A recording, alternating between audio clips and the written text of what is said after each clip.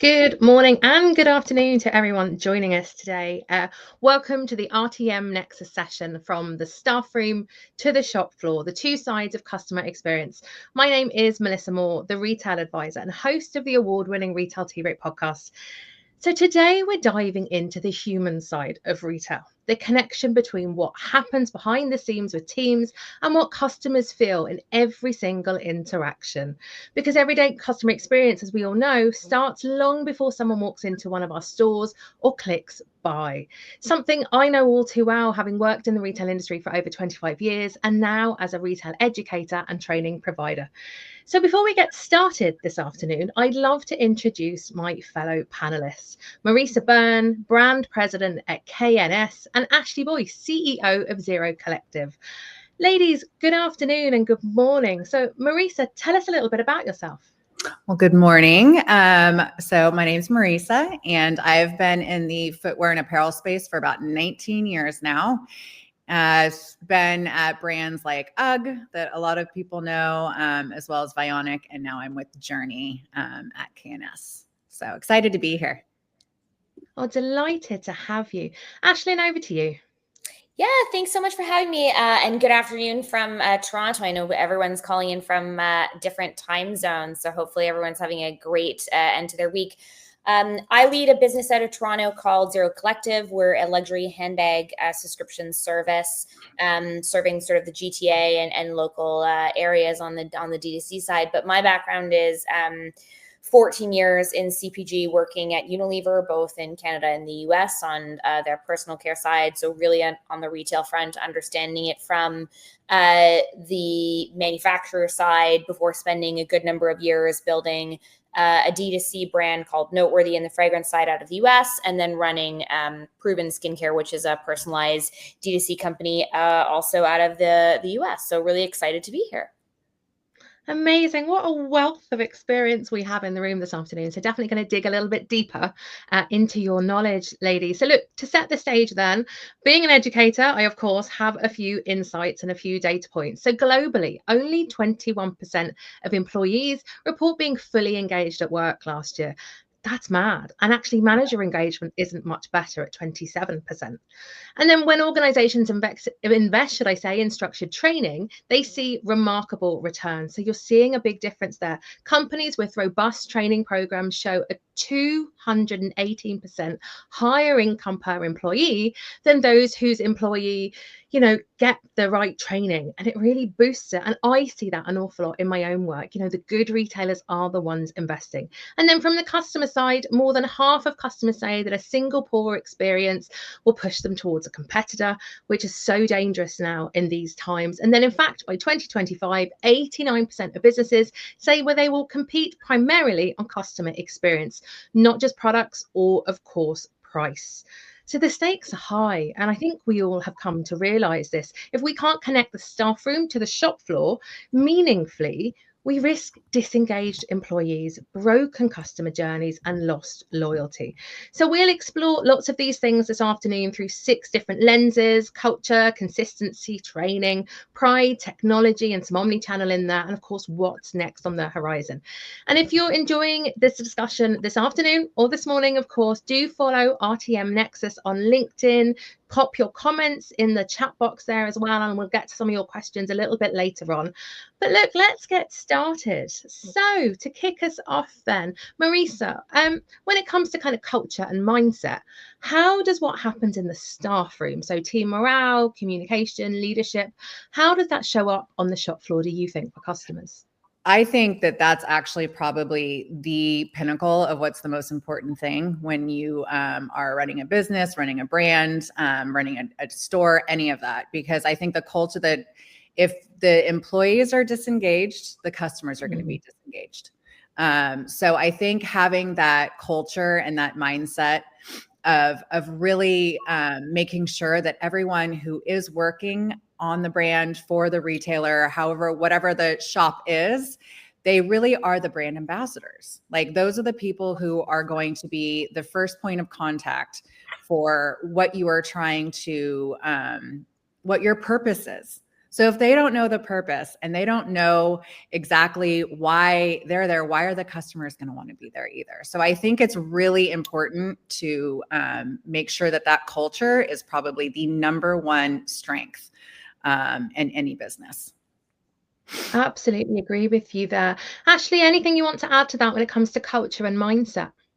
No, I think the other piece that I noticed with someone who's sort of operating on the manufacturing side was you could always tell how well one of your launches or one of your brands was going to do in whatever retailer or customer you were working with by how much information and effort a retailer was asking for from you as a brand. So how much are you going to help engage or train our employees? What can you provide in terms of incentives for people on the floor?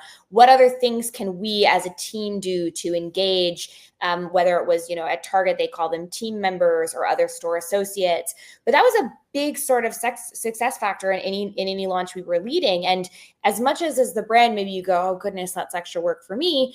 It's a demonstration that ultimately any retailer is trying to make you and their employees successful by making them engage, because they recognize that employee engagement is ultimately what's going to lead to success on the store floor. And I absolutely agree, because surely it's win-win for everybody. If all those people, all those different stakeholders are engaged, the customer gets the best out of everyone then. So I absolutely agree with you both there. On that then, I suppose training and culture and mindset leads to a consistency, whether at brand level, whether with the retailers themselves. Ashlyn, what do retailers get right, or I suppose wrong, when trying to align employee experience, do you think, with customer experience? I think there's a lot of things that they get right, which is about any retailer that is really sort of doing a great job on the store floor is really going to their employees and saying, your success is our customer success. And so therefore everyone has one KPI instead of your success is how much you sell today, or how much we turn over today, or how many, returns can we try and stop. And so when everyone goes, this is all about the customer experience, ultimately customer experience needs to come before sales are going to come. And so I think when I see that, and I see that from different retailers, like I'll give you an example. I think Sephora, and my experience with Sephora is a really, really unique one, because Sephora was really created as a retailer to counter some of the department store experiences where it felt like product and brand was very gated by retail store associates that were intimidating in the customer experience. And so creating something from a retail perspective where it was all about play. And so if you look at this, that's what the customer does when they go in store. That's how the store is designed in terms of the different interaction points. That's also what the associates are encouraging. They're not encouraging, hey, can I sell this mascara? Hey, can I sell this lip liner? It's, what are you here for today? How can I help facilitate that for you? How can I help get you a better trial experience so that if you're here to learn how something works, what something might look or feel like, I can be the facilitator of that. And ultimately, that's where you see that alignment. Oh, and I love that. And actually, it reminds me of a really short story. Linda Johansson James, who I know is on the call today, we were in New York in January for NRF. We were in a Sephora store on a Sunday evening just before closing, as you do, of course. But you know what? The colleagues and the store associates that we met were so engaged, were so happy to help and support and say hello. And I'd say they were exhausted. It was such a busy store. They'd had a long day, but they were just delighted that we were there and that we were excited. And you know what? It absolutely filled me with joy. I've told so many people about the experience. I've written lots of LinkedIn posts about it. I'm definitely a Sephora fan for life. So I think you're so right. It's getting people engaged. Marissa, anything to add there when it comes to consistency? I think that inconsistency is kind of the killer of trust. And I think it can go between the leadership and the teams, and it also comes between the brands and the customers. So I think having that consistency on that vision and making sure that it's really about, to me, the feeling that you get when you are in a store, when you are in, like what you were talking about, you had a really good feeling when you were at Sephora. You felt supported. You felt that you could have your needs met. You felt happy. You felt joy because people were kind to you. I had a really interesting experience. I went to La Printemps in New York, which is like the famous Paris store. Gorgeous. And I kind of had expectations, especially when you go into luxury places, you're kind of like, oh, sometimes they're not always super friendly, or really, they're not there to necessarily educate you sometimes. And it was the opposite feeling. It was just the people were so kind. They wanted to tell me the history of the architecture. I mean, everywhere I went, I felt just welcomed, and like I would never not go there and not go back, because the experience was so wonderful, and it was consistent throughout the entire store, and it was very consistent with their branding and with their entire merchandising messaging of having just this special, unique, curated offering. And so the service level was something that really kind of just threw me, because I wasn't expecting that, but I was so delightfully surprised. And so I think that's another area of just that consistency. If you're going to project this image, if you're going to have this mission, this vision, it's like, it has to go down at every single level. And it starts with leaders. It really starts with the leadership, and it trickles all the way down to the people who are working in your warehouse. Like, it has to be at every single level of having that consistency in brand. And it's Can I build on that for a joyous second? to hear Sorry. that. Absolutely. No, go ahead. The only reason that this got me thinking is consistency can also be consistency of inconsistency, meaning I think about something like a Trader Joe's or an H-E-B, where there's a lot of consistency across the board, and yet every Trader Joe's you go into maybe has a slightly different assortment, and you're sort of on the treasure hunt to find like whatever the latest Trader Joe's thing is. Same thing with H-E-B. There's a lot of localization in the stores. And so what's consistent is each store's empowerment to actually find a way to surprise and delight their customers, so that it's not, I think about places where you see a lot of beautiful consistency, like a Sephora, like a Printemps, and that's part of the brand, and it's a beautiful part of the experience, and that's what you expect. But when the consistency is inconsistency because it's a surprise and delight or part of the customer experience, that's a great thing as well, as long as, to Maurice's point, it's intentional. It's a line from the leadership. It's a line from the warehouses. And it's something that you're building as part of your value prop on the retail side. And you're putting your customer first. I think that's always kind of that's the through line. As long as like the customer experience is being put first, and that's where you're finding your consistency, I think that's where you win. Exactly. I love this idea of empowering our people, as you said, from leadership down all that way. But again, even with those touch points in a physical store themselves, as you said, the merchandising, the product, it's just joyous. And actually can hear it in both your voices there. It's something that we as shoppers get so excited about when we discover these things, that again, it's win-win. It's in everyone's best interest that we do deliver a consistent message in a consistent way all the time. And that, I suppose, brings me on to this idea of training, versus the kind of reality of what shows up. And look, I know from my role as a retail trainer, as an educator, the importance and the impact that training makes. When things are going really well, it's amazing to celebrate with the team. And when things aren't going so well, or times are tight, again, it's a really important way of empowering your people, giving them confidence, and hopefully getting people to come to you, see what you have to offer, and obviously to buy. So, Marisa, how do you think training and coaching prepare staff for real world customer interactions? And is there anywhere do you think that they fall short? Well, yeah, I do. I think it can go both ways. To me, I feel like the best kind of training is really, and what we're talking about, empowering the people who actually become the storytellers of your brand, of your product, anything. And so that they're actually telling that story. When I go into a store, or when I've had, like, I would say like at UGG, we had our team of merchandisers, and we would actually start with putting the product team to give them kind of, this is the reason why, because everything comes down to the reason why. What's the purpose? Why are we building this? Why do we have this product? Why do we think the consumer wants this? And so starting from the why and really telling that into the teams, so that when they go out and they actually train the shop floors, there was storytelling behind it. It wasn't, because it's, again, I feel like it's not just selling the product, you're selling the feeling of what that person's going to feel when they're wearing or touching, or, when that product is in their life. And so I feel that storytelling and really having that education and getting them excited about the why is really crucial, because that's when you really get people who come in and they feel like they're a part of your story. And that's how you kind of really build that strong community.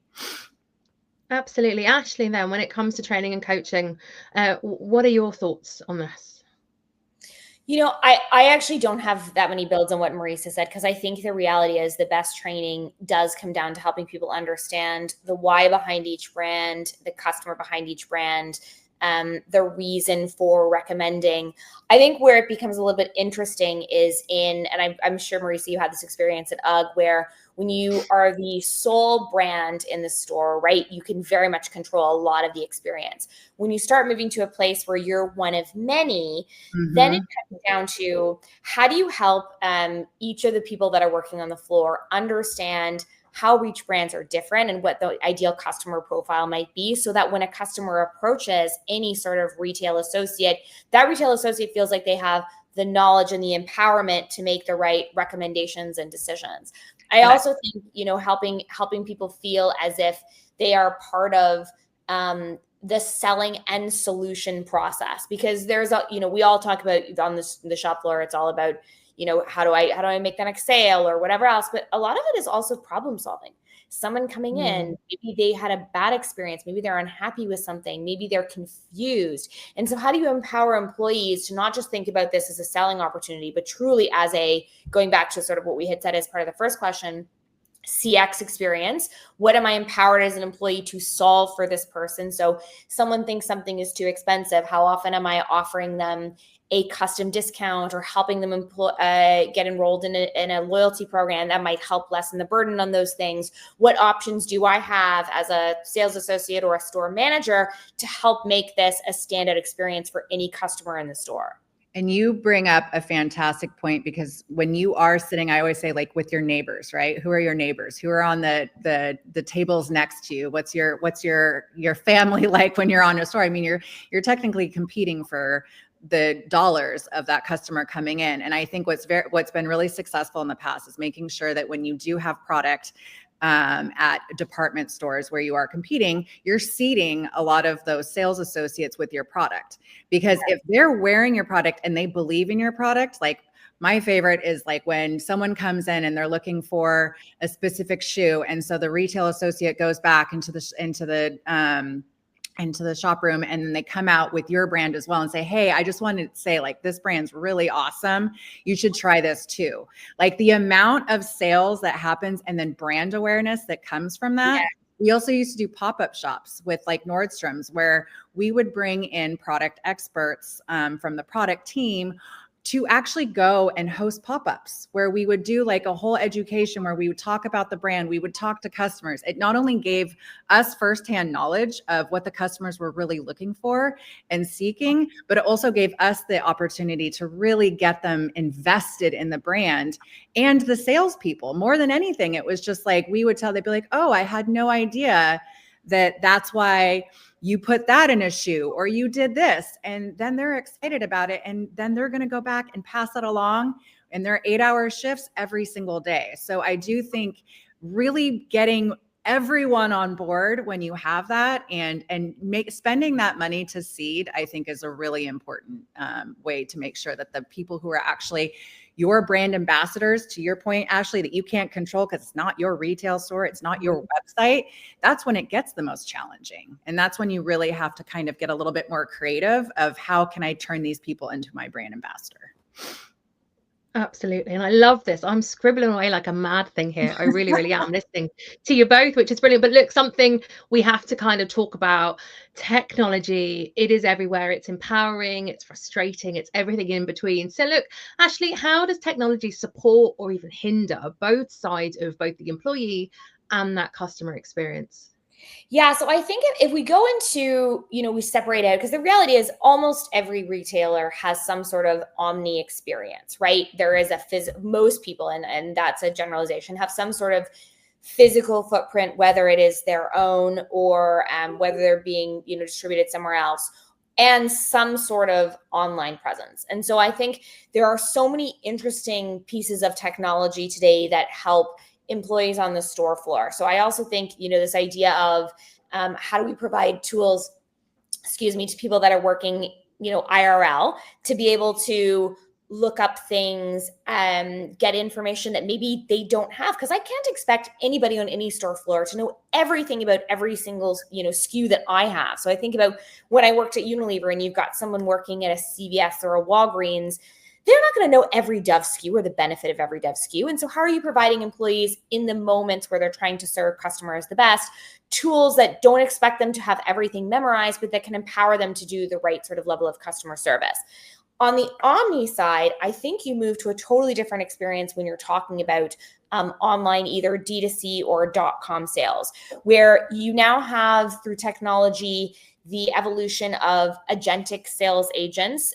So these really beautiful tools like what something like a Gorgeous has, which is forward-thinking AI-enabled sales agents that are designed to help customers at the point of decision-making, help facilitate what they need in the absence of someone in real life guiding them to try something on or finding something that they like. I'll give a great example of where I've seen this is the female lingerie brand Pepper.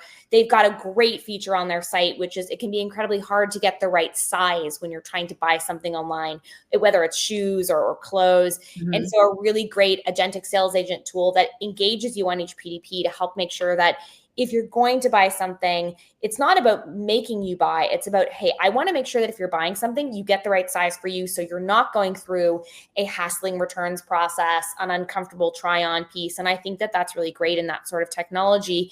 And then in the background, the other thing that comes into play truly is the role of CS and CX agents on the other side, where it's really not about anything on the selling side. It's really about the support side. How do you help someone in the absence of having a real life interaction service someone better? And I think now, again, on the technology side, there are so many great tools, whether it's Zendesk, Gorgeous, even, I look at some of these services like premium SMS services where you're going back and forth with some of your VIP customers to really try and match that in real life human interaction. I think the one thing, and we talked about this, as a team earlier, is what can lack and be really hard to replicate in any sort of omni environment is the emotional and personal connection that does come with a physical space, not just through the idea of, a store associate or a sales associate being there to help you in real life, but to, Maurice's point in the consistency, what does it feel like when you walk into a store? What is the design of the store? What is the smell of the store? What is the sound of the store? All those things that really come with building that interaction and creating a meaningful experience. That's the place where I think technology on the omni or D2C side has not managed to surpass anything that is actually in real life. Absolutely. Marisa, jump in there. I mean, I think she said it really, really well. I think with technology, the biggest thing is just making sure that it's easing friction and it's not causing more. Yeah. And I think also knowing your consumer and how much technology you're actually weighing against things, but also having that human interaction. I'm going to use like a completely different side of it. It's like checking out now, right? Checkout is one of those things that a lot of people love the auto checkout. I do, just because it's quick and it's easy and I can get in and out. Someone like my mother, older generations, are not that big of a fan. Uniqlo, am I saying that right? I don't know if I'm saying that right. I feel like they were kind of the pioneers of that technology where you just kind of put everything in this bin. It kind of does everything up for you and you kind of can bag your stuff and leave. The unique thing about what they have there is they also have store associates there to help you. They have people to actually like make sure that the process is easy. Whereas then if you go into like a Zara and they now have similar technology, there's no one there. So if you aren't pinpointing exactly that your consumer, like if you're going still after Gen X and you still have like older millennials that are in your consumer base, I think with technology, you just have to be really aware that you are trying to service more than just this younger generation that really is going after all of these tech answers. Because to your point, if you're taking the human interaction out of it, which to me is still a part of the entire experience. And when you're on digital, it goes for digital too. If you have like the AI is great, it helps out get customer answers right away, but there's a lot of things that they can't do. And then if it's frustrating that you can't get a hold of a human because you want to exchange or return something, that just sullies the entire consumer experience. So I think it really has to just be more about how are we making this ease our friction as opposed to creating more friction or frustration within your consumer set. Absolutely. And it's about every single little touch point. It doesn't matter if it starts on your mobile while you're sitting on your sofa. It doesn't matter if it's the desktop or in the physical store. It should be seamless. It has to be seamless these days. And I think everyone working for the brands, for the retailers, and the consumer needs to be able to go between all of these different parts seamlessly, to use that word again, to ensure that, they're enjoying it. And everyone should be enjoying this experience. But look, last question, because we could definitely talk all day on these topics. When it comes to, I suppose, a shift, the one shift retailers could make tomorrow, even in 2026, to better connect the staff room and the shop floor experiences. Marissa, what do you think? What's the one thing you would advise people do?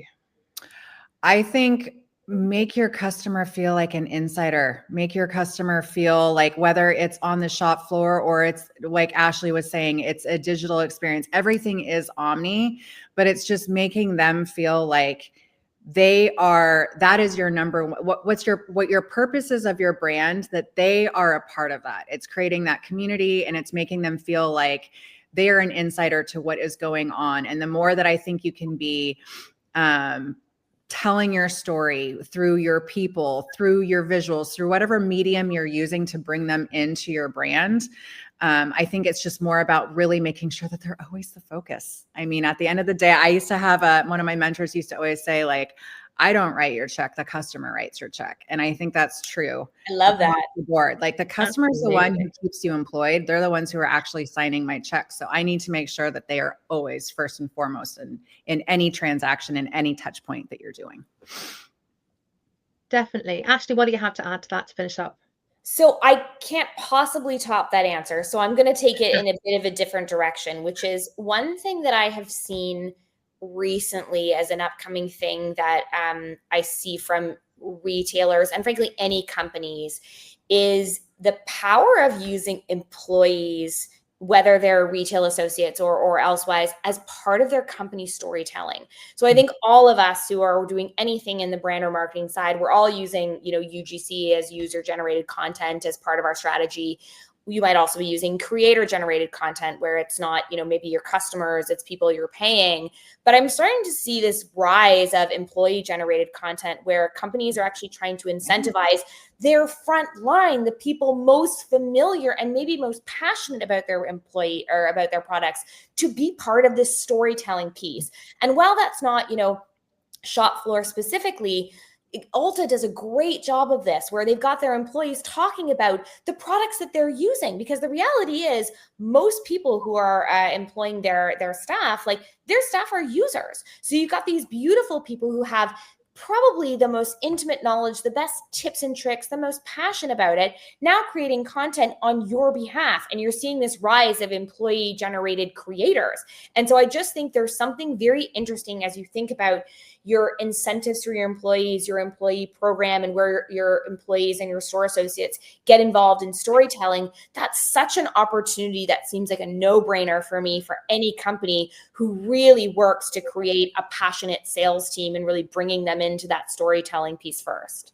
I think wow, that is, sorry, not to jump in, but I think that is incredibly insightful. And I think you're seeing it in the younger brands and the younger generations. Like, even that store, Brandy Melville, I think that's like how they had so many viral moments, was because of their employees who are actually building out the content, because they truly were they like loved it. They were fans themselves. That's why they worked there. So I think that's a really strong point and something that should be kind of worked into strategy moving forward, because we're in the content creation world, whether you like it or not. That's where we are. Absolutely. Right. And that's where your employees become customers and your customers convert, because they see that sort of connection, and it feels so much more genuine for the customers to watch that passion and that storytelling coming from people who know the products better than anything else.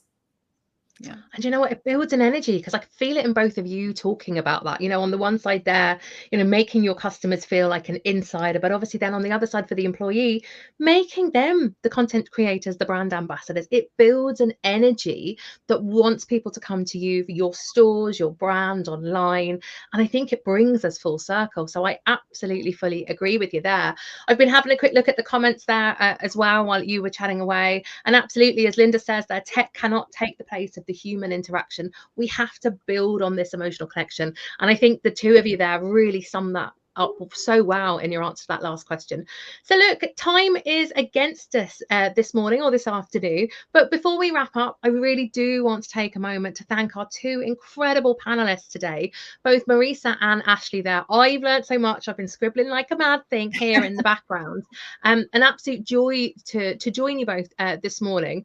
And look, I suppose if there's one thing that stood out in this conversation, it's what happens in the staff room doesn't stay there, which is really what you've just both been saying. It shows up on the shop floor in every customer interaction, you know, and when a team feels supported, to go back to what we were talking about initially, if they're connected to each other, to their leadership, to the brand itself, the customer feels it too. So look, as you head back to your own teams and your stores, I want you to think about those small little shifts, the ideas that Ashley and Marisa have talked about today, and see how you can empower your team as well to bring those through to life as we run up to this kind of crazy time of year. Thank you again for everyone for joining us today. We've really enjoyed talking to you.